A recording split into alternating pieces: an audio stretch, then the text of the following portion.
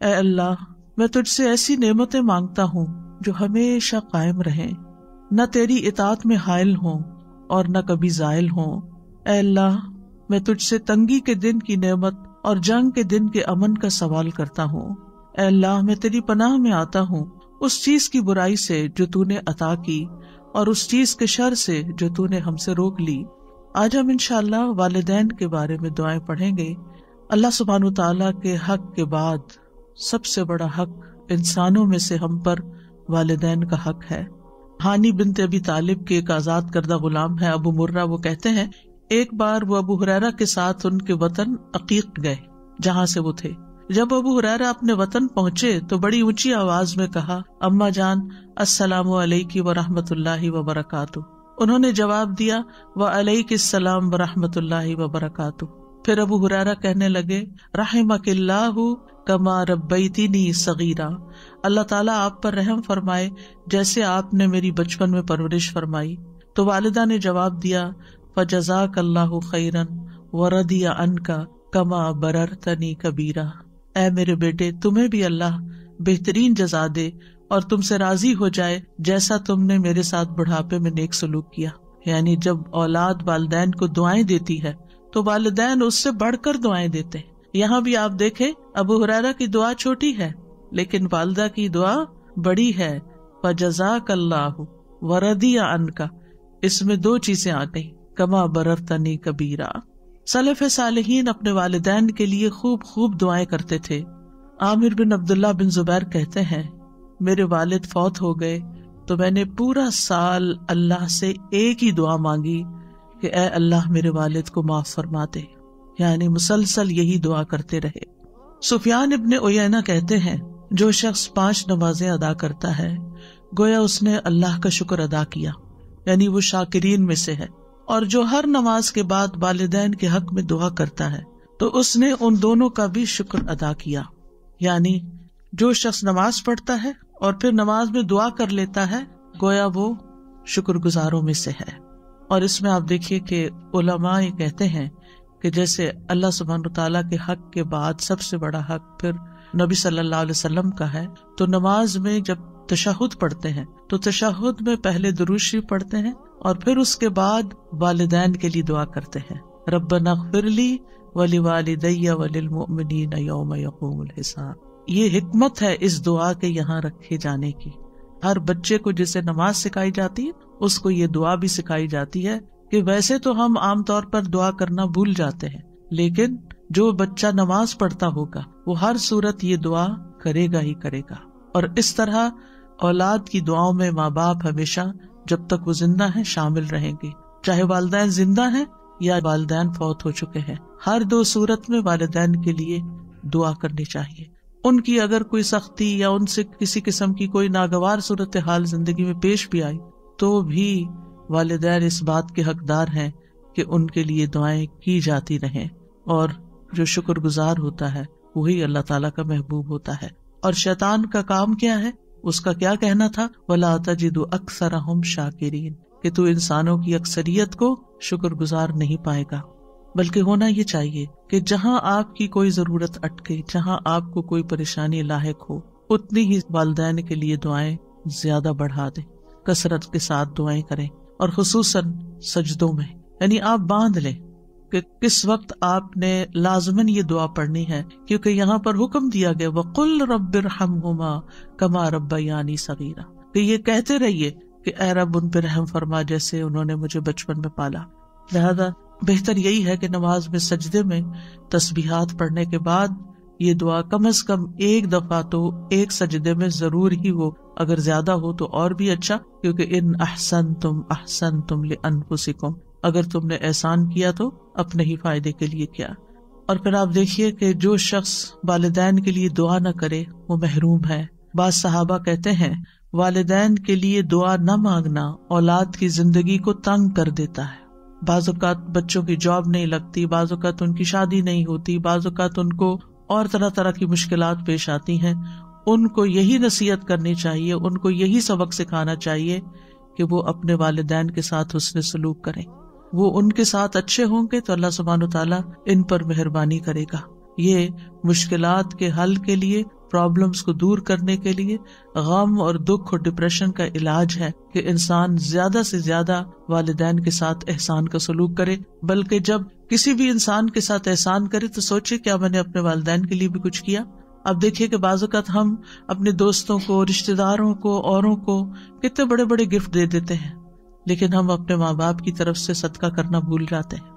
خاص طور پر رمضان میں آپ دیکھیے کہ ہم جہاں اپنی طرف سے، اپنے بال بچوں کی طرف سے، کسی کی طرف سے بھی کچھ کریں تو ماں باپ کو نہ بھولیں، ان کی طرف سے سب سے پہلے کریں، کیونکہ اللہ سبحانہ وتعالیٰ نے اپنے حق کے بعد والدین کا ذکر کیا ہے۔ سورۃ النساء میں آتا ہے وَاعْبُدُوا اللَّهَ وَلَا تُشْرِكُوا بِهِ شَيْئًا وَبِالْوَالِدَيْنِ إِحْسَانًا، اور اللہ کی عبادت کرو اور اس کے ساتھ کسی چیز کو شریک نہ بناؤ، اور اپنے ماں باپ کے ساتھ حسن سلوک کرو۔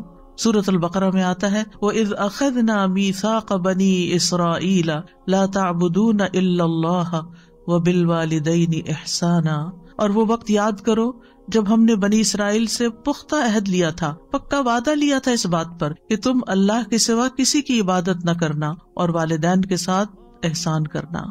اللہ سبحانہ وتعالیٰ اپنے شکر کے بعد والدین کے شکر کا حکم دیتے ہیں۔ سورۃ لقمان میں آتا ہے وَوَصَّيْنَا الْإِنسَانَ بِوَالِدَيْهِ حَمَلَتْهُ أُمُّهُ وَهْنًا عَلَى وَهْنٍ وَفِصَالُهُ فِي عَامَيْنِ أَنِ اشْكُرْ لِي وَلِوَالِدَيْكَ إِلَيَّ الْمَصِيرُ، اور ہم نے انسان کو اپنے والدین کے ساتھ نیک سلوک کا تاکیدی حکم دیا۔ اس کی ماں نے اسے کمزوری پر کمزوری سہتے ہوئے اپنے پیٹ میں اسے اٹھائے رکھا، یعنی پریگنینسی کے دوران صحت مند سے صحت مند ماں کسی نہ کسی طرح ضرور متاثر ہوتی ہے اور اس کے اوپر کمزوری کے پیچز آتے ہیں، اور 2 سال اس کے دودھ چھڑانے میں لگے، یعنی اپنی ہڈیوں کی کیلشیم تمہارے اندر ٹرانسفر کر دی۔ اسی لیے یہ حکم دیا کہ میرا شکر ادا کرو اور اپنے والدین کا بھی، آخر میرے ہی پاس لوٹ کر آنا ہے، واپس تو میرے پاس آنا ہے، پھر میں تمہیں بتاؤں گا کہ تم کیا کر کے آئے ہو۔ تو انشکر لی ولیوالدیک، اور والدین میں سے بھی پھر یاد رکھیے ماں کا حق زیادہ ہے، کیونکہ ماں بچے کے لیے تکلیفیں زیادہ اٹھاتی ہے۔ وَوَصَّيْنَا الْإِنسَانَ بِوَالِدَيْهِ إِحْسَانًا حَمَلَتْهُ أُمُّهُ كُرْهًا وَوَضَعَتْهُ كُرْهًا وَحَمْلُهُ وَفِصَالُهُ 30 شهرا حتى إذا بلغ أشده وبلغ 40 سنة قال رب أوزعني أن أشكر نعمتك التي أنعمت علي وعلى والدي وأن أعمل صالحا ترضاه وأصلح لي في ذريتي إني تبت إليك وإني من المسلمين۔ اور ہم نے انسان کو اس کے ماں باپ کے ساتھ نیکی کرنے کی تاکید کی۔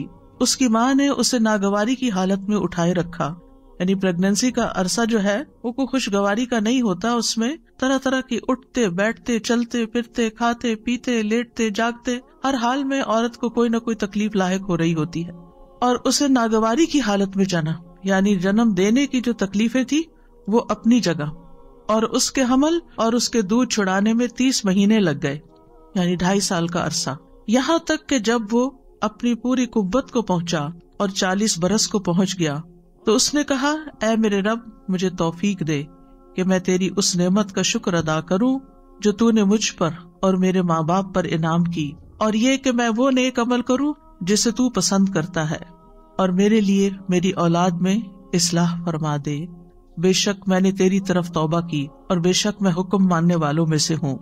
اور اس میں آپ دیکھیے کہ جب ایک بچہ اس طریقے سے اپنے والدین کا شکر ادا کرتا ہے اور اس کے لیے دعا کرتا ہے کہ اللہ مجھے توفیق دے کہ میں یہ کر سکوں، کیونکہ اللہ کی توفیق کے بغیر کوئی کام نہیں ہو سکتا، اور پھر نیک عمل کی دعا کرتا ہے اور اپنی اولاد کی اصلاح کی دعا بھی کرتا ہے اور توبہ کرتا ہے اور اللہ کا حکم ماننے کا عہد کرتا ہے، تو پھر اللہ تعالیٰ کیا فرماتے ہیں؟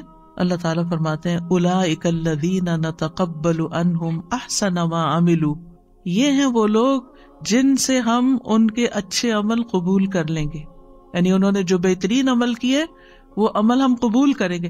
ہم سب کو اس بات کی فکر ہوتی ہے کہ ہماری نیکیاں پتہ نہیں قبول ہوتی ہیں یا نہیں۔ جو ماں باپ کے ساتھ نیک سلوک کرنے والا ہے ان کے لیے اللہ تعالیٰ کا وعدہ، یہ سورۃ الاحقاف کی آیت نمبر 15 اور 16 ہے کہ اللہ تعالیٰ ان کے نیک اعمال کو قبول کر لے گا۔ وَنَتَجَاوَزُ عَنْ سَيِّئَاتِهِمْ فِي أَصْحَابِ الْجَنَّةِ، اور ہم ان کی خطاؤں سے درگزر کر دیں گے۔ ایسے لوگ جن کی یہ صفات ہوں، جن کی یہ ٹریٹس ہو ان کی خطائیں ہم دور کر دیں گے. فی اصحاب الجنہ، وہ جنت والوں میں ہوں گے، جنت کے ساتھیوں میں سے ہوں گے. وعد الصدق، سچا وعدہ ہے اللہ کا، اس میں کوئی شک نہیں. الذی کانوا یوعدون، وہ جس کا وہ وعدہ کیے جاتے ہیں.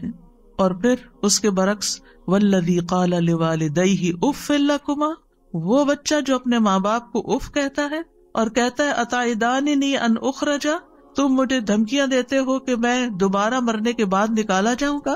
وقد خلت القرون من قبلی، مجھ سے پہلے بھی بہت سی قومیں گزر چکی. وہما یستغیثان اللہ ویلک آمن، اور وہ دونوں ماں باپ اپنے بچے کے لیے فریادیں کرتے ہیں. ویلک آمن، تیرا ناس ہو ایمان لیا، تیرا ناس ہے ایمان لیا. ان وعد اللہ حق، بے شک اللہ کا وعدہ سچا ہے. فیقول ما ھذا الا اساطیر الاولین، تو وہ کہتا ہے یہ سب دین کی باتیں، قرآن کی باتیں، پہلوں کی کہانیاں ہیں، تم مجھے کس بات کی دھمکی دیتے ہو؟ دنیا میں ایسا ہی ہوتا چلا ہے. تو یہ دو کردار ہیں، اور آج جب معاشرے کے اندر، خود مسلمان گھرانوں کے اندر یہ دونوں کردار نظر آتے ہیں. ایک طرف اطاعت گزار بچے ہیں، فرما بردار بچے ہیں، احسان کرنے والے، نیک سلوک کرنے والے، ماں باپ کے لیے دعائیں کرنے والے، اور دوسری طرف وہ جو ماں باپ کی ہر نصیحت کو مذاق میں اڑانے والے اور اسے پرانی کہانیاں بتانے والے اور ایمان سے بھی نکل جانے والے. اللہ تعالیٰ ایسے لوگوں کے بارے میں کیا فرماتے؟ اولئک الذین حق علیہم القول فی امم، ان امتوں میں سے جن کی وہ بات کر رہا ہے، ان امتوں میں، ان سارے لوگوں میں سے ان پر بات حق ہو گئی جو ان سے پہلے گزری امتیں، من الجن والانس، جنوں اور انسانوں کی. انہم کانوا خاسرین، کہ یہ سب لوگ خسارہ پانے والے تھے. یعنی جنہوں نے بھی یہ رویہ اختیار کیا ماں باپ کے ساتھ، انہوں نے بس خسارہ ہی اٹھایا، ان کی نہ دنیا بنی اور نہ آخرت بنی.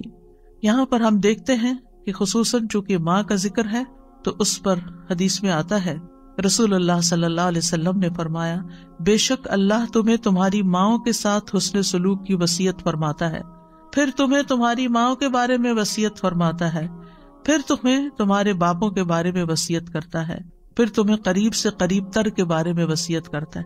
اس کے بعد باقی رشتہ داروں کا اور باقی لوگوں کا حق آتا ہے، پہلے ماں کا، پھر باپ کا، اور پھر باقی رشتوں کا. ایک اور روایت کے اندر جو سنن نبی داؤد کی ہے کہ ایک شخص نے عرض کیا، اے اللہ کے رسول، میں کس کے ساتھ نیکی کروں، کس کے ساتھ حسن سلوک کروں؟ آپ نے فرمایا اپنی ماں کے ساتھ، پھر اپنی ماں کے ساتھ، پھر اپنی ماں کے ساتھ، پھر اپنے باپ کے ساتھ، پھر قرابت داری میں جو زیادہ قریب ہو. تو واضح طور پر بتا دیا گیا کہ انسان کے حسن سلوک کا سب سے زیادہ مستحق کون ہے. جب انسانوں کے ساتھ نیکی کرنے کا خیال آئے تو سب سے پہلے والدین کو یاد کریں، ان کے ساتھ احسان کریں.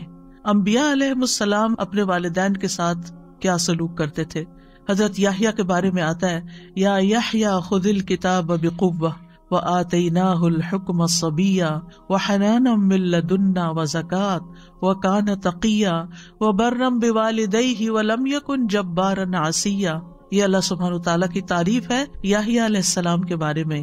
اللہ تعالیٰ نے ان کو حکم دیا، اے یحییٰ، کتاب پر مضبوطی سے عمل پیرا ہو جاؤ، اور ہم نے اسے بچپن میں ہی قوت فیصلہ عطا کر دی تھی.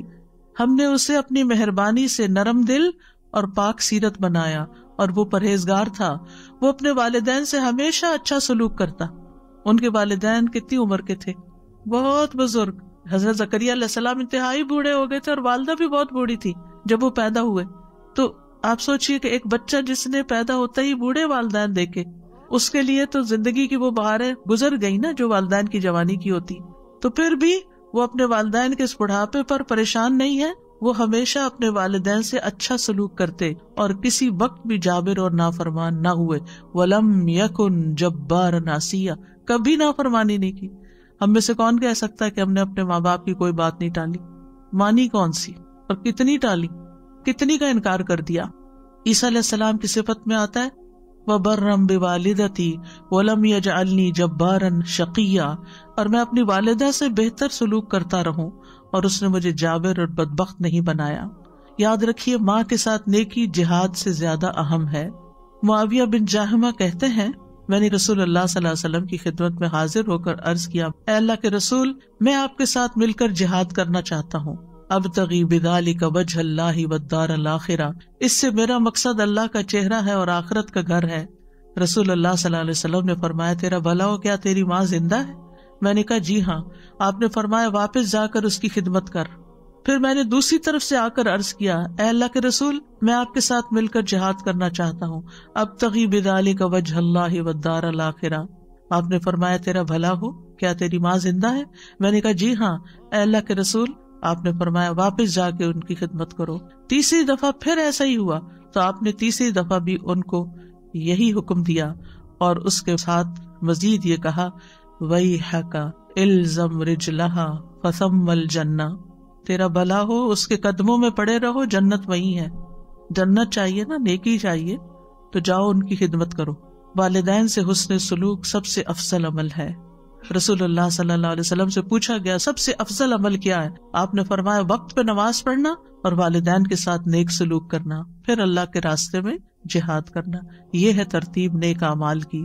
बाज लोग अपने रिश्तों को भूल जाते हैं, वालिदैन की केयर ही नहीं करते और नेकी के काम करने में दौड़ते फिरते हैं। तो सबसे बड़ी नेकी छोड़कर उससे अगले दर्जे पे जाना, ये तो फिर अपनी ख्वाहिश की बात है। एक शख्स ने जिहाद में जाने की नबी सल्लल्लाहु अलैहि वसल्लम से इजाजत मांगी। आपने पूछा, क्या तुम्हारे वालिदैन जिंदा है? उसने जवाब दिया, हाँ। आपने फरमाया, फफीहिमा फजाहिद, जाओ उन दोनों में जिहाद करो, यानी जाओ उनकी खिदमत करो, वहां तुम्हारा जिहाद है। क्योंकि बात सिचुएशंस ऐसी होती हैं कि वालिदैन ऐसी जरूरत में होते हैं कि उनकी वो जरूरत कोई और पूरी ही नहीं कर सकता सिवाय आपके, और वो खास बेसिक जरूरियात होती, मसलन उनका खाना पीना है, उनका इलाज मुआलजा है, उनकी ऐसी जरूरत है कि जो आप ही ने करनी है। लिहाजा उस खिदमत को कभी भी भुलाना नहीं चाहिए। फिर इसी तरह नफल इबादत से ज्यादा वालिदैन का हक है। मसलन अगर वालिद या वालिदा करा रहे हैं और उनको किसी दवा की जरूरत है, ये जिस्म दबाने की जरूरत है, ये वॉशरूम ले जाने की जरूरत है बीमारी की हालत में, और आपके मैं नफल पढ़ के आऊंगी, तो ये नफल किसी काम के नहीं फिर आपके लिए। उससे बेहतर है कि आप नफल मुअख्खर करें, और अगर वक्त नहीं तो उस वक्त को पहले अपने वालिदा या वालिद की खिदमत में या उनकी जरूरत पूरी करने में लगाएं। अगर वालिदैन मुशरिक हों, अगर वालिदैन कुफ्र करें, वो बिदत करें, वो शिर्क करें, वालिदैन अल्लाह के नाफरमान हों, गलत काम करते हों, तो क्या फिर भी सिला रहमी करनी होगी? जी हाँ, फिर भी सिला रहमी करनी होगी। अबू हुरैरा कहते हैं कि रसूल अल्लाह सल्लल्लाहु अलैहि वसल्लम का गुजर अब्दुल्लाह बिन उबई इब्न सलूल के पास से हुआ। वो एक झाड़ी के साए में था। उसने कहा, इब्ने अबी कब्शा ने हम पर गुबार उड़ा दिया है। नऊजुबिल्लाह, नबी सल्लल्लाहु अलैहि वसल्लम को अपने रज़ाई वालिद के नाम से पुकार रहा है, यानी कि बेअदबी के साथ। उसके बेटे अब्दुल्लाह बिन अब्दुल्लाह ने कहा, कसम उस जात की जिसने आप सल्लल्लाहु अलैहि वसल्लम को इज्जत दी और आप पर किताब नाजिल की, अगर आप चाहें तो मैं इसका सर कलम करके आपके पास ले आता हूँ। यानी उसने आपको इस अंदाज में मुखातिब किया है, मैं अपने बाप का गला उड़ा सकता हूँ आपकी खातिर। आपने फरमाया, नहीं, बल्कि तू अपने बाप से नेकी कर और हुस्न सोहबत से पेश आ। कौन था अब्दुल्लाह बिन उबई? जो मुनाफिकों का सरदार था, हर मौके पर नबी सल्लल्लाहु अलैहि वसल्लम को तकलीफ देता था। तो क्या आप इस बात का फायदा नहीं उठा सकते कि औलाद ही कह रही है इस दुश्मन से जान छुड़ाओ और ठिकाने लगवाओ इसको? लेकिन नहीं, उस वालिद के साथ भी आपने हुस्न सलूक का हुक्म दिया। क्योंकि बहुत से बच्चे जो दीन पढ़ जाते हैं, माँ बाप से मिलना जुलना छोड़ देते हैं, ये कहकर कि नहीं, उनके तौर तरीके जो हैं वो इस्लामी नहीं है, वो बच्चों पे गलत इन्फ्लुएंस करते हैं। ठीक है, आप एहतियात जरूर करें, लेकिन उनकी जरूरियात भी पूरी करें, और उनको अगर किसी भी खिदमत की जरूरत है तो वो खिदमत भी करें। मुशरिक वालिदैन के साथ भी सलाह रहमी का हुक्म है। हाँ, अगर वो ये जोर दे कि तुम शिर्क करो तो शिर्क नहीं करना, ये बात उनकी नहीं माननी, वरना दुनिया में उनसे अच्छे तरीके से रहना है। वइन जाहदाका अला अन तुश्रिक बी मा लैसा लक बिही इल्म फला तुतिअहुमा वसाहिबहुमा फिद दुनिया मारूफा। हजरत अस्मा कहती हैं, मेरी वालिदा जो मुशरिका थी मेरे पास आई। मैंने रसूल अल्लाह सल्लल्लाहु अलैहि वसल्लम से पूछा कि वो मेरे पास कुछ माली ताउन की उम्मीद से आई हैं, उनको कुछ जरूरत है, क्या मैं अपनी वालिदा के साथ सिला रहमी कर सकती हूँ? यानी वो शिर्क पर है लेकिन मुझसे कुछ पैसे चाहती हैं। आपने फरमाया, हाँ, अपनी वालिदा के साथ सिला रहमी करो। यहाँ से एक और नुक्ता भी निकलता है कि बाज़ औक़ात औरत अपने जाती माल में से अगर माँ बाप को कुछ देना चाहती है तो शौहर साहब एतराज कर देते हैं कि तुम उनको कुछ नहीं दे सकती, तुम उनको कॉल नहीं कर सकती, तुम उनको सलाम दुआ नहीं कर सकती। ये कता रहमी की इंतहाई बदतरीन सूरत है। کہ بیوی کو روک دیا جائے کہ ماں باپ کو سلام بھی نہ کرے، بیوی کو روک دیا جائے کہ وہ ان پہ خرچ بھی نہ کرے اگر اس کا اپنا ذاتی مال ہے. ٹھیک ہے، اگر شوہر کا مال ہے تو شوہر سے پوچھنا ہوگا، لیکن اگر اس کا اپنا ذاتی مال ہے، کوئی ذاتی چیز ہے، کوئی اس کے کپڑے ہے، جیولری ہے، کوئی کیش ہے، وہ اپنی والدہ کو دینا چاہتی ہے تو اس کو اسلام نے کھلی اجازت دی ہے کہ وہ ان کو دے سکتی. یہاں آپ دیکھیں نبی صلی اللہ علیہ وسلم حضرت اسما کو اجازت دے رہے کہ وہ اپنے مشرک والدہ کے ساتھ حسن سلوک کرے، ان کو مال دیں. تو پھر مسلم والدین کا کتنا حق ہوگا.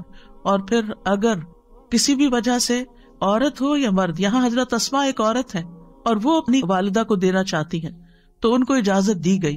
اس لیے مرد حضرات کو ایسی پابندیاں نہیں لگانی چاہیے کہ جس میں وہ قطع رحمی کروائیں اور خود بھی گناہ گار ہوں اور بیوی کو بھی گناہ گار کریں، کیونکہ والدین کے حقوق کا بدلہ کبھی بھی چکایا نہیں جا سکتا. چند سکوں کے ساتھ نہیں چکایا جا سکتا، تھوڑا سا مال دے کے نہیں چکایا جا سکتا. ابو ہریرہ کہتے ہیں رسول اللہ صلی اللہ علیہ وسلم نے فرمایا، بیٹا اپنے والد کے احسانات کا بدلہ نہیں چکا سکتا سوائے اس کے کہ وہ اسے غلام پائے، پھر اسے خرید کر آزاد کر دے. یعنی پھر والد کا بدلہ ہو سکتا ہے.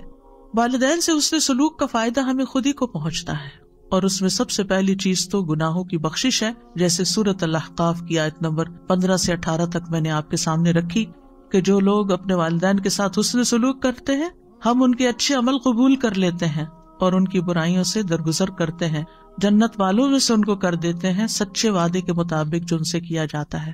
پھر عمر میں برکت اور رزق میں اضافہ ہوتا ہے. کون نہیں چاہتا کہ اس کی عمر میں برکت ہو یا رزق میں اضافہ ہو؟ ہر ایک چاہتا ہے. لہٰذا اگر کوئی یہ چاہتا ہے کہ اس کا بزنس فلرش کرے، اس کی جاب اچھی ہو جائے، اس کے انویسٹمنٹس میں زیادہ انکم ہو، تو اس کو چاہیے کہ ماں باپ کے ساتھ حسن سلوک کرے، ان کا دل راضی کرے، ان کی بات مانے، ان کو خوش کرے.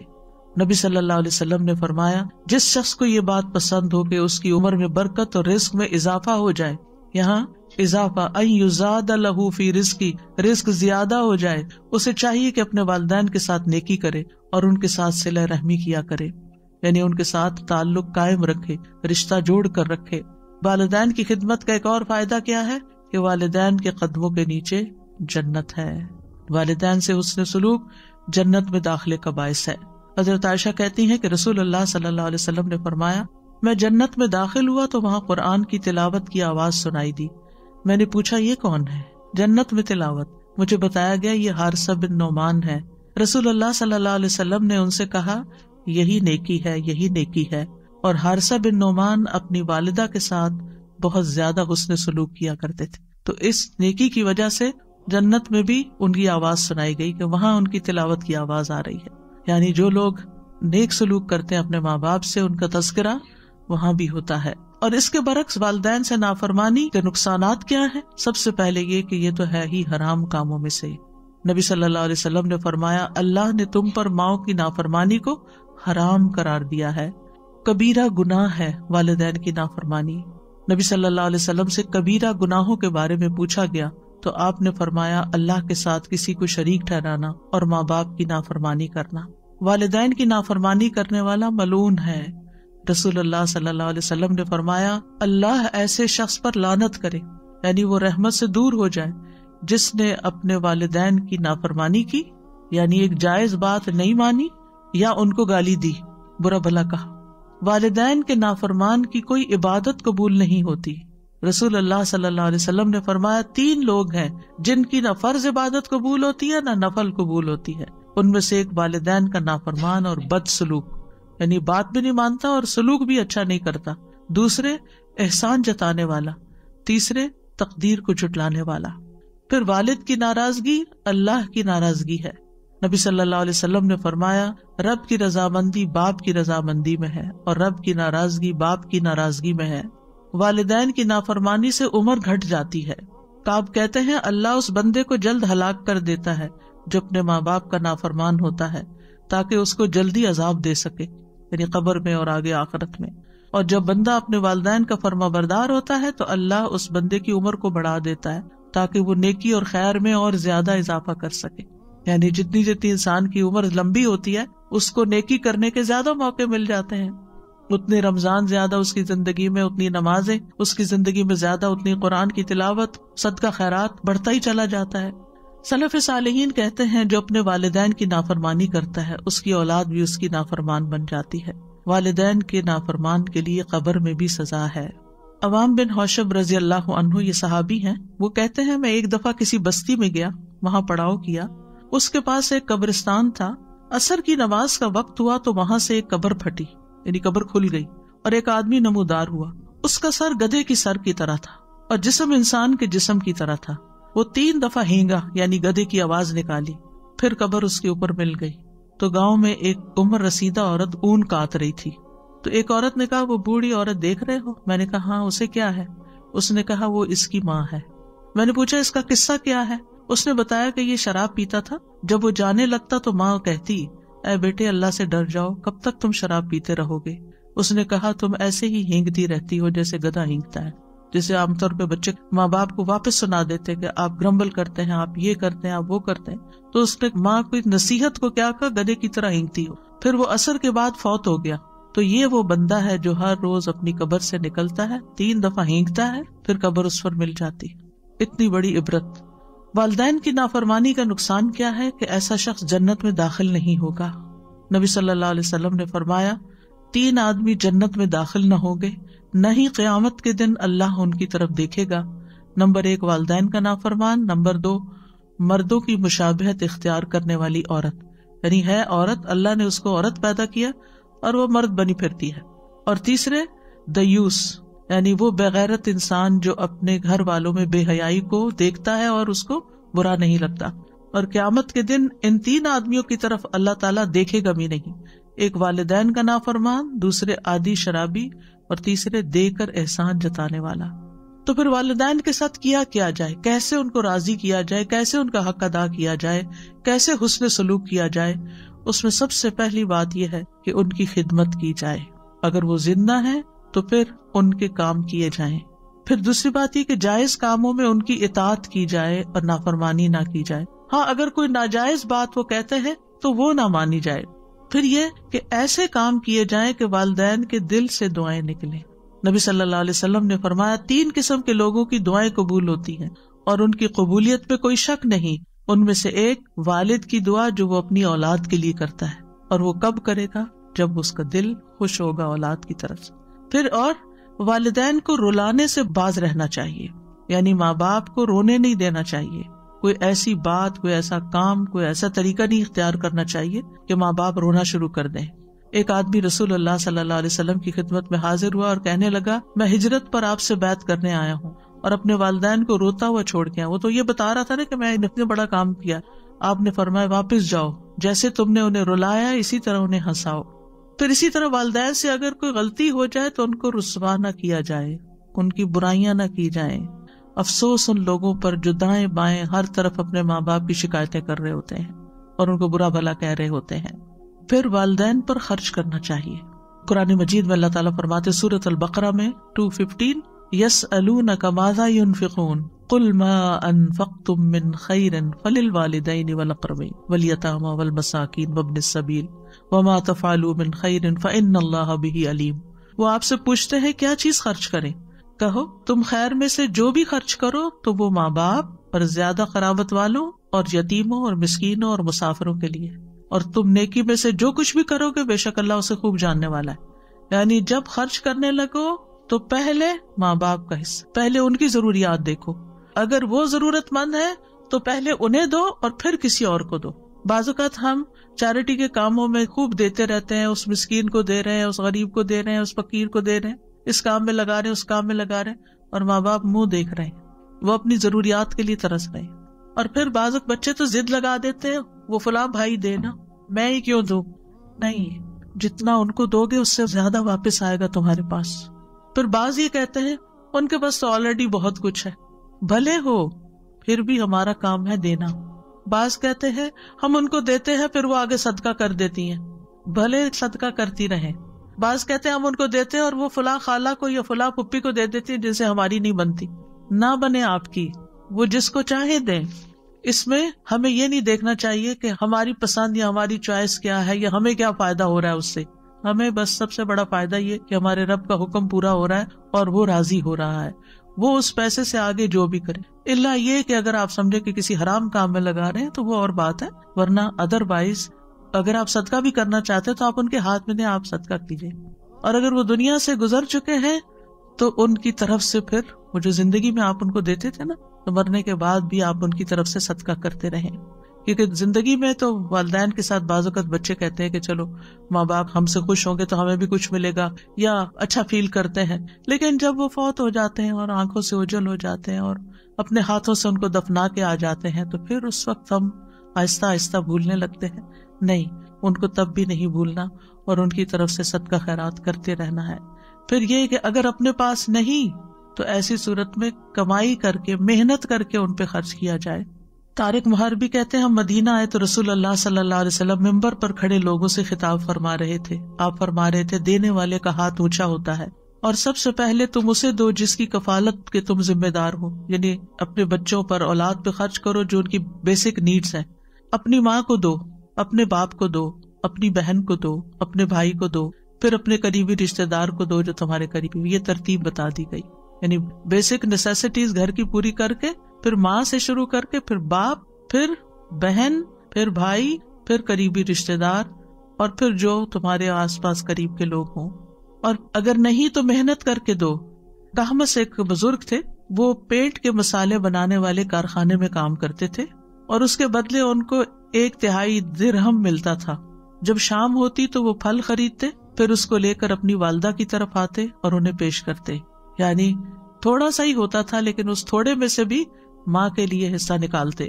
پھر یہ کہ والدین کی بات کان لگا کے سننی چاہیے، توجہ سے سننی چاہیے. محمد بن سیرین اپنی والدہ کے لیے جب لباس خریدتے تو سب سے زیادہ نرم لباس خریدتے تھے. جب عید آتی تو اپنی والدہ کا لباس خود رنگتے بھی تھے اور اپنی آواز کو کبھی اپنی والدہ پر بلند نہ کرتے تھے. اور وہ اپنی والدہ سے جب بھی بات کرتے ایسا لگتا تھا وہ کان لگا کر ان سے بات کر رہے ہیں. اور جو آدمی آپ کو نہیں جانتا ہوتا، جب وہ آپ کو آپ کی والدہ کے پاس دیکھتا تو وہ والدہ کے پاس دھیمے انداز سے بولنے کی وجہ سے ان کو بیمار سمجھتا تھا. یعنی اتنے آرام سے باتیں کرتے تھے، پیار سے بات کرتے تھے. پھر نیکی کرنے کے بعد ماں باپ کو ثواب پہنچانا. ربیع بن خثیم راستے سے تکلیف دہ چیز کو ہٹاتے اور کہتے یا اللہ اس کا اجر میری والدہ اور میرے والد کو ملے. ان کو تو مل ہی گیا جس نے نیکی کی، لیکن چھوٹے چھوٹے کاموں کا ثواب بھی اپنے ماں باپ کو بھیجتے، کیونکہ وہ عقل مند لوگ تھے. ان کو پتا تھا کہ ان کے لیے جو کریں گے اس کا تو کئی گنا زیادہ لوٹ کر واپس آئے گا ہماری ہی طرف. تو وہ اس کو اپنی سعادت سمجھتے تھے. والدین دنیا سے چلے جائیں تو پھر بھی ان کے حقوق ادا کرنے چاہیے. سب سے پہلے تو ان کے لیے دعائیں.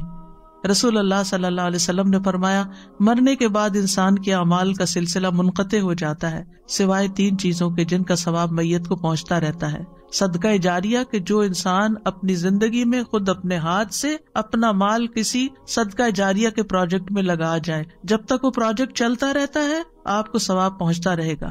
دوسرا، لوگوں کو فائدہ دینے والا علم جس سے لوگوں کی زندگی میں کوئی تبدیلی آئے، ان کی زندگی آسان ہو.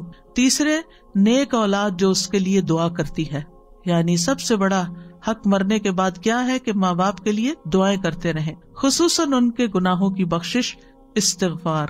رسول اللہ صلی اللہ علیہ وسلم نے فرمایا بے شک اللہ عز و جل جنت میں ایک نیک آدمی کے درجے کو بلند کرتا ہے تو پوچھتا ہے اے میرے رب میرے درجات کہاں سے آئے؟ اللہ تعالیٰ فرماتا ہے تیرے حق میں تیری اولاد کے استغفار کی برکت سے. یعنی آگے ان کے درجے بڑھتے رہتے ہیں. ان کی طرف سے صدقہ کیا جائے. ایک آدمی نے عرض کیا میرے والد فوت ہو گئے اور انہوں نے مال چھوڑا لیکن وصیت نہیں کی، اگر میں ان کی طرف سے صدقہ کروں تو ان کے گناہ معاف ہو جائیں گے؟ آپ نے فرمایا ہاں. ایک اور آدمی نبی صلی اللہ علیہ وسلم کے پاس آیا، عرض کیا یا رسول اللہ صلی اللہ علیہ وسلم میری والدہ بغیر وصیت کیے اچانک فوت ہو گئی اور میرا گمان ہے کہ اگر وہ بات کرتی تو صدقہ کرتی، تو اگر میں ان کی طرف سے صدقہ کروں تو کیا ان کو اجر ملے گا؟ آپ نے فرمایا ہاں. اور والدین کی طرف سے پانی پلانے کا صدقہ خاص طور پر، اور خصوصاً اگر کسی ویسینٹی میں اس کی بہت ضرورت ہو، لیکن اگر کہیں پانی ہے تو پھر کسی اور اچھے پروجیکٹ میں ان کی طرف سے لگانا چاہیے. ایک شخص نے عرض کیا اللہ کے رسول میری والدہ فوت ہو گئی ہے، کیا میں ان کی طرف سے صدقہ کر سکتا ہوں؟ آپ صلی اللہ علیہ وسلم نے فرمایا ہاں. میں نے عرض کیا زیادہ افضل کیا بات ہے؟ آپ نے فرمایا پانی پلانا. ان کی طرف سے روزوں کی قضا ادا کرنا، یعنی اگر وہ ایسی بیماری میں فوت ہوئے ہیں کہ روزے نہیں رکھ سکے تو پھر ان کے وفات کے بعد ان کے روزے پورے کیے جائیں روزے رکھ کے. ان کی طرف سے حج کرنا. ایک خاتون نے حج کی نظر مانی لیکن کر نہ سکی، انتقال ہو گیا، تو بیٹی نے نبی صلی اللہ علیہ وسلم کی خدمت میں آ کر پوچھا کیا میں ان کی طرف سے حج کر دوں؟ آپ نے فرمایا ہاں تم ان کی طرف سے حج کر سکتی، تو اس کو حج بدل کہتے ہیں۔ فرمایا کیا تمہاری ماں پہ قرض ہوتا تو تم ادا نہ کرتی؟ تو اللہ کا حق بھی ادا کرو، کیونکہ اللہ زیادہ حقدار ہے کہ اس کا قرض ادا کیا جائے۔ تو اس سے بھی آپ دیکھ سکتے ہیں کہ قرضہ بھی ادا کرنا چاہیے اگر ماں باپ چھوڑ کر فوت ہوئے ہیں۔ ان کی نظر پوری کرنا۔ سعد بن عبادہ نبی صلی اللہ علیہ وسلم کے پاس حاضر ہوئے اور عرض کیا میری والدہ فوت ہو گئی ہیں، ان کے ذمے ایک نظر تھی، انہوں نے نظر مانی ہوئی تھی جسے وہ پورا نہیں کر سکی۔ آپ نے فرمایا تم ان کی طرف سے پورا کر دو، یعنی اولاد کو ماں باپ کے وعدے، نظر اور ان تمام چیزوں کو بھی پورا کرنا چاہیے۔ والدین کے دوستوں کے ساتھ نیکی کرنی چاہیے، یعنی اگر اپنے والدین حیات نہیں تو سوچئے کہ کون کون ایسے لوگ ہیں جو آپ کے ماں باپ کے بہت قریبی دوست ہیں۔ اگر وہ زندہ ہیں تو رمضان ہے ان کا حال چال پوچھیے، پھر عید آئے گی تو عید کی مبارک بھیجیے، ضرورت مند ہے تو کچھ پیسے بھجوا دیجیے گفٹ کے طور پر، یعنی کسی بھی طرح سے آپ ان کی خبر لے سکتے ہیں۔ نبی صلی اللہ علیہ وسلم نے فرمایا نیکیوں میں سب سے بڑی نیکی آدمی کا اپنے باپ کی وفات کے بعد اس کے دوستوں سے اچھا سلوک کرنا ہے۔ تو والدین کے لیے دعاؤں میں سب سے پہلے وہی دعا رب ارحمہما کما ربیانی صغیرا، رب ارحمہما کما ربیانی صغیرا، رب ارحمہما کما ربیانی صغیرا۔ اے ہمارے رب مجھے اور میرے والدین اور تمام مومنوں کو اس دن معاف فرما دینا جب حساب لیا جائے گا۔ اس دعا سے ہمیں دعا کی ترتیب بھی پتہ چلتی ہے کہ دعا مانگنے والا سب سے پہلے اپنے لیے دعا کرے، پھر اپنے والدین کے لیے کرے، پھر اپنی اولاد کے لیے کرے، کیونکہ عام طور پر ہم جب اولاد والے ہو جاتے ہیں تو ماں باپ کو عموماً اگنور کر دیتے ہیں، ان کو بھول جاتے ہیں یا ان کی خیر خبر نہیں لیتے، اور پھر دعاؤں میں بھی یاد نہیں رکھتے۔ بچہ بیمار ہے اس کے لیے دعا کر رہے ہیں، کوئی پاس نہیں ہو رہا امتحان کے لیے اسٹرگل کر رہا ہے اس کے لیے دعا کریں، جاب نہیں ہے بچے کے لیے دعا کریں، شادی نہیں، بچے بچے بچے، ہر وقت بچے، اور ماں باپ اس میں اگنور ہو جاتے ہیں۔ اگر وہ زندہ ہو اور گھر میں ہو تو بھی وہ منہ دیکھتے رہتے ہیں، کب یہ بچوں سے فارغ ہوگی تو مجھے بھی کوئی کھانا پانی پوچھے گی، یعنی عموماً ترتیب یہی ہے۔ اور اگر ماں باپ بوڑھے ہو جائیں تو پھر اس بات میں بھی لوگوں کو پریشانی لگ جاتی ہے کہ اب ہمارے اوپر ذمہ داری آ رہی ہے، اب ہمیں یہ دیکھنا پڑیں گے۔ تو ان چیزوں کو اپنی سعادت سمجھنا چاہیے کہ شاید ہماری بخشش کا سبب بن گیا ہے، اور کرنا تو ہوتا ہی ہے، خوش دلی سے کریں، محبت سے کریں تو اجر و ثواب بھی کتنے گنا زیادہ ہو جائے گا۔ اور پھر آپ دیکھیے کہ دعاؤں میں ایک رحم کی دعا ہے اور دوسرے بخشش کی، یعنی قرآن کی ان دونوں آیتوں سے یہ پتہ چلتا ہے کہ ترتیب کیا ہے، رحمت کی دعا اور بخشش کی دعا۔ یہ خاص طور پر یاد رکھنا ہے کیونکہ بخشش پر ہی دنیا اور آخرت کی کامیابی کا انحصار ہے۔ استغفار سے ان کے دنیا کے مسائل بھی حل ہوتے ہیں، یعنی جب والدین زندہ ہیں اور ہم ان کے لیے بخشش مانگتے ہیں تو کیا ہوگا، ان کی دنیاوی مشکلات بھی آسان ہوں گی، اور اگر فوت ہو گئے ہیں پھر تو بہت ہی زیادہ ضرورت ہے۔ اور اگر ان کے گناہ معاف ہو چکے آپ کی دعاؤں سے اور ابھی بھی آپ بخشش مانگے جا رہے ہیں تو اب کیا ہوگا، درجات بلند ہونا شروع ہو جائیں گے۔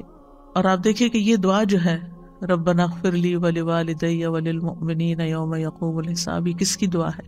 ابراہیم علیہ السلام کی۔ اللہ تعالیٰ نے اپنے خلیل کے لیے اسی دعا کو خاص کیا، انہوں نے اور دعائیں بھی کی ہوں گی لیکن اس کا ذکر قرآن میں کیا۔ اور والدین کے لیے اس لیے بھی دعا کی جائے کہ ہم والدین کی کمائی ہے اور والدین نے اپنی کمائی ہم پر خرچ کی ہے۔ اور پھر غائبانہ دعا، ایک ہوتا ہے کہ آپ کے والدین زندہ ہیں اور آپ ان کے سامنے یا آپ ان کو فون پہ یا آپ ان کو میسج پر دعائیں دیں، اور ایک یہ ہے کہ وہ جا چکے ہیں، اب وہ تو آپ سے تقاضا بھی نہیں کر سکتے کہ بچوں مجھے یاد رکھنا دعا میں، آپ ان کے لیے غائبانہ دعا کر رہے ہیں۔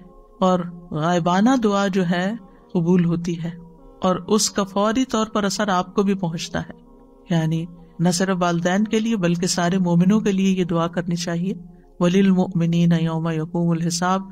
تو جب آپ سارے مومنوں کے لیے دعا کر رہے ہیں تو جتنی ان کی بخشش ہوگی اس کا اجر بھی آپ کو ملے گا، اور پلٹ کر واپس آپ کی بھی بخشش ہو جائے گی۔ اور پھر اگر زندہ ہے تو یاد رکھیے دعا کرنا محبت کو بڑھانے کا ذریعہ ہوتا ہے۔ آپ کسی کے لیے بھی دعا کرتے اور خلوص دل سے دعا کرتے ہیں تو اس شخص کے دل میں آپ کی قدر پیدا ہو جاتی ہے، چاہے آپ اس کے سامنے کریں چاہے غائبانہ طور پر کریں۔ تو جن لوگوں نے آپ پر کوئی احسان کیا، یعنی بہتر یہ ہے کہ آپ کوئی اپنی ڈائری بنا لیں اور ان میں نام لکھ لیں، اور اگر نام سب کے نہیں لکھے جا سکتے تو آپ مجموعی طور پر کہیں کہ یا رب جس کسی نے مجھ پر جو بھی احسان کیا تو اسے اس کا بہترین بدلہ عطا کر، اس پہ رحمت فرما، ان کی بخشش فرما، ان کی دین دنیا کی ضروریات پوری فرما۔ بعض اوقات ہم ہر ایک کے احسان کا بدلہ نہیں دے سکتے، لیکن دعا کی شکل میں ہم ان کے کسی نہ کسی طرح کام آ سکتے ہیں، تو یہ محبت بڑھانے اور آپس کے تعلقات کو اچھا کرنے کا ذریعہ بھی ہے۔ اور پھر یہ ہے کہ دنیا کے امور کے ساتھ ساتھ آخرت کی دعائیں ضرور مانگنی چاہیے۔ یوم یقوم الحساب کی بات ہوئی ہے یہاں پر، کیونکہ عام طور پر ہم کسی کو دنیا میں بیمار دیکھتے ہیں تو ہم اس کی شفا کی دعا کر لیتے ہیں، اگر اس کی زندگی میں مال کی کمی ہے تو ہم کہتے ہیں اللہ اس کو وسیع رزق عطا کر، اگر کسی اور چیز کی کمی ہے، کوئی پریشانی ہے، کوئی دکھ تکلیف کسی کو لاحق ہو گئی ہے تو ہم اس کے دور کرنے کے لیے دعا کر لیتے ہیں، لیکن ہم بھول جاتے ہیں کہ آخرت کی مشکلات سب سے بڑی ہیں، اس کے لیے دعا کریں۔ اور پھر آپ دیکھیے کہ شرعی دعائیں جو ہیں، جو آپ کو یہاں میں ان پروگرامز میں بتا رہی ہوں، یہ بڑی جامع دعائیں ہیں۔ ہمارے اندر اتنی ہمت ہستی نہیں ہوتی کہ ہم خود اتنے اچھے الفاظ سلیکٹ کر سکیں اور ان الفاظ میں مانگ سکیں۔ جب ہم قرآن کی آیت سے کوئی دعا لے کے مانگتے تو وہ ہر حرف پہ 10 نیکیاں الگ مل رہی ہوتی، اور پھر اللہ سبحانہ تعالیٰ کی سکھائی ہوئی دعا مانگ رہے ہوتے ہیں، اور پھر یہ کہ قبولیت بھی زیادہ ہوتی ہے۔ تو اس میں دنیا اور آخرت کے بڑے بڑے مقاصد چھپے ہوئے ہوتے ہیں اور مختصر الفاظ بھی ہوتے ہیں۔ حضرت نوح علیہ السلام نے بھی ایک دعا کی تھی، رب اغفر لی ولوالدی ولمن دخل بیتی مؤمنا وللمؤمنین والمؤمنات ولا تزد الظالمین الا تبارا۔ اے رب مجھے بخش دے اور میرے ماں باپ کو اور اس کو جو مومن بن کر میرے گھر میں داخل ہو، اور ایمان والے مردوں اور ایمان والی عورتوں کو، اور ظالموں کو ہلاکت کے سوا کسی چیز میں نہ بڑھا۔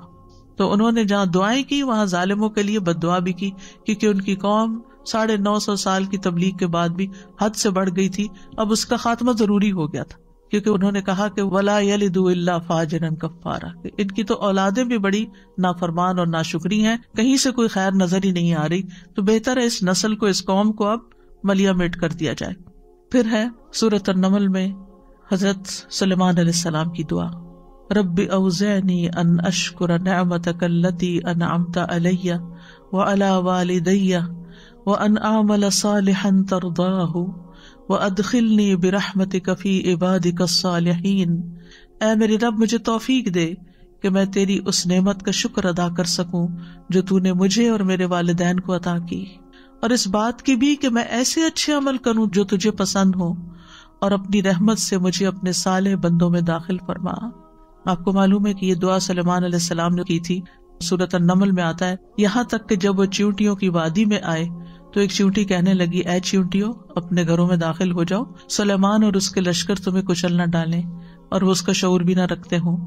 تو اس کی بات سے سلیمان علیہ السلام ہنستے ہوئے مسکرا دیے اور کہنے لگے، اے میرے رب مجھے توفیق دے کہ میں تیری ان نعمتوں کا شکر ادا کروں جو تو نے مجھ پر کی اور میرے والدین پر انعام کی، کیونکہ ان کے والد داؤد علیہ السلام تھے، ان پر بھی اللہ نے بڑے احسان کیے تھے، اور یہ کہ میں وہ نیک عمل کروں جس سے تو راضی ہو جائے۔ کتنی خوبصورت دعا ہے، اللہ ایسی نیکی کی توفیق دے دے کہ جس سے تو خوش ہو جائے، کیونکہ ایک مومن کی سب سے بڑی تمنا، طلب اور تڑپ یہ ہوتی ہے کہ میرا رب مجھ سے راضی ہو جائے۔ تو اللہ مجھے وہ کام سکھا دے، وہ رستہ بتا دے کہ جس سے میں تجھے راضی کر سکوں، اور مجھے اپنی رحمت کے ساتھ اپنے نیک بندوں میں شامل کرے، کیونکہ نیک بندوں کے ساتھ انسان جب رہتا ہے تو نیک بندوں پہ جو رحمتیں آتی ہیں وہ ہم پر بھی آتی ہیں۔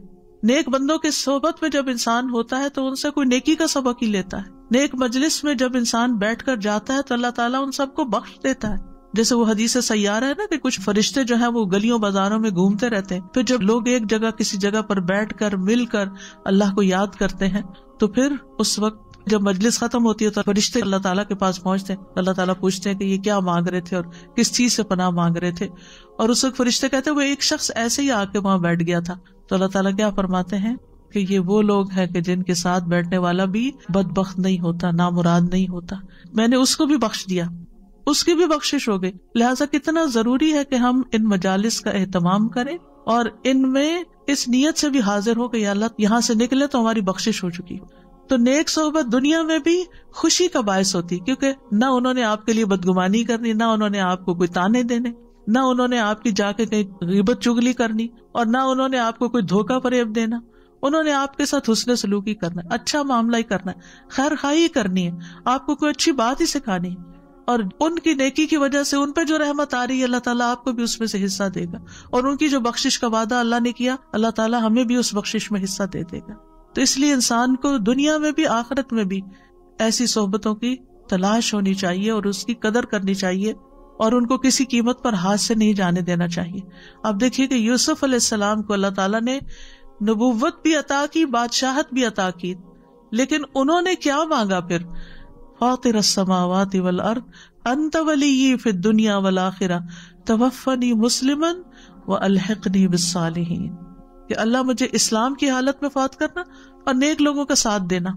الحقنی بالصالحین، ایک انسان کو دنیا میں یہ دو چیزیں مل جائیں، نبوت اور بادشاہت، اس سے بڑی کوئی چیز دنیا میں ہے؟